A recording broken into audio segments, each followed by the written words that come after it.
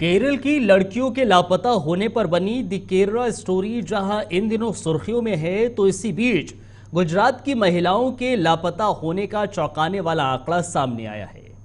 दरअसल एनसीआरबी के आंकड़ों के मुताबिक पिछले 5 सालों में गुजरात से 40,000 से ज्यादा महिलाएं गायब हो चुकी हैं। और ये गायब लड़कियां कहां जाती हैं, क्या करती हैं, कौन इनको लेकर जाता था, इनसे क्या कराया जाता था, इसका भी खुलासा हुआ है। दरअसल एनसीआरबी के आंकड़ों के मुताबिक 2016 में 7,105, 2017 में 7,112, 2018 में 9,246 और 2019 में 9,268 महिलाएं और लड़कियां गायब हो गईं। यह आंकड़ा साल 2020 में 8,290 का हो गया। मतलब एनसीआरबी ने पिछले 5 सालों में लापता हुई महिलाओं और लड़कियों के गायब होने का आंकड़ा पेश कर दिया है, जिसमें कुल 41,621 महिलाएं और लड़कियां लापता हुई पाई गई हैं। महिलाओं के लापता होने का मुद्दा विधानसभा में भी उठा। 2021 में विधानसभा में सरकार ने एक बयान में कहा था कि 2019-20 में अहमदाबाद और वडोदरा में 4,722 महिलाएं लापता हो गईं।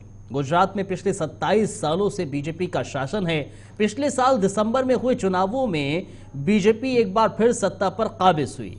ऐसे में 5 साल में 41,621 महिलाओं की गुमशुदगी का आंकड़ा काफी बड़ा है। गुजरात प्रदेश कांग्रेस समिति के प्रवक्ता हिरन बैंकर कहते हैं, बीजेपी के नेता केरल में महिलाओं की स्थिति पर बात करते हैं, लेकिन गुजरात जो प्रधानमंत्री नरेंद्र मोदी और गृह मंत्री अमित शाह का गृह नगर है, यहां से 40,000 से ज्यादा महिलाएं लापता हुई, ये चिंताजनक है। वहीं आम आदमी पार्टी की गुजरात प्रदेश महिला अध्यक्ष रेशमा पटेल कहती हैं कि यह आंकड़ा सीधे सीधे गुजरात मॉडल पर सवाल उठाता है। प्रधानमंत्री नरेंद्र मोदी ने गुजरात मॉडल को पूरे देश में घुमाया, लेकिन सच यह है कि इतनी बड़ी संख्या में गुजरात की बेटियां और महिलाएं लापता हैं। पटेल ने कहा कि अगर बीजेपी की केंद्र और राज्य की सरकार तनिक भी संवेदनशील है, तो इन लापता बहनों और बेटियों की खोजबीन तत्परता से होनी चाहिए। मेरी मांग है कि सरकार ने खोज कर उनके पुनर्वास की व्यवस्था करे। पूर्व आईपीएस अधिकारी और गुजरात राज्य मानव अधिकार आयोग के सदस्य सुधीर सिन्हा ने लापता महिलाओं के बारे में महत्वपूर्ण तथ्यों का खुलासा किया है। उन्होंने कहा है कि कुछ लापता मामलों में उन्होंने देखा है कि महिलाओं और लड़कियों को दूसरे राज्यों में ले जाया गया और वेश्यावृत्ति के लिए मजबूर भी किया गया। गुमशुदगी के मामलों को पुलिस गंभीरता से नहीं लेती है और मानती है कि ये मामले हत्या से भी ज्यादा संगीन हैं।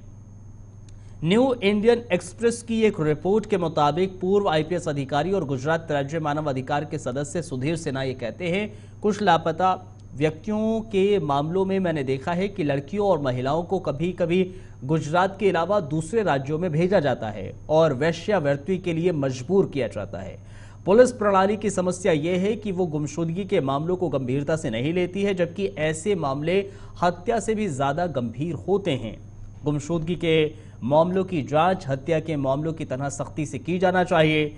गुमशुदा लोगों के मामलों की अक्सर पुलिस के जरिए अनदेखी की जाती है, क्योंकि उनकी जांच ब्रिटिश काल के तरीके से की जाती है और यही एक कारण है कि लगातार गुजरात में गुमशुदगी के मामले बढ़ते हुए नजर आए हैं। और अब एनसीआरबी ने जो आंकड़ा पेश किया है, वो दरअसल गुजरात मॉडल को भी सवालों के घेरे में खड़ा करता है। गुजरात प्रशासन को, पुलिस को भी सवालों के घेरे में खड़ा करता है कि आखिर पिछले 5 सालों में 41,000 से ज़्यादा लड़कियां और महिलाएं कैसे गायब हो गईं, कहां गईं, उनका अता पता क्यों नहीं चला। ये सवाल ज़रूर बहुत अहम है। फिलहाल इस अपडेट के साथ मैं अब्दुल नबी हसन आपके बीच था। बहुत बहुत धन्यवाद, बहुत शुक्रिया हमारे प्लेटफॉर्म से जुड़ने के लिए।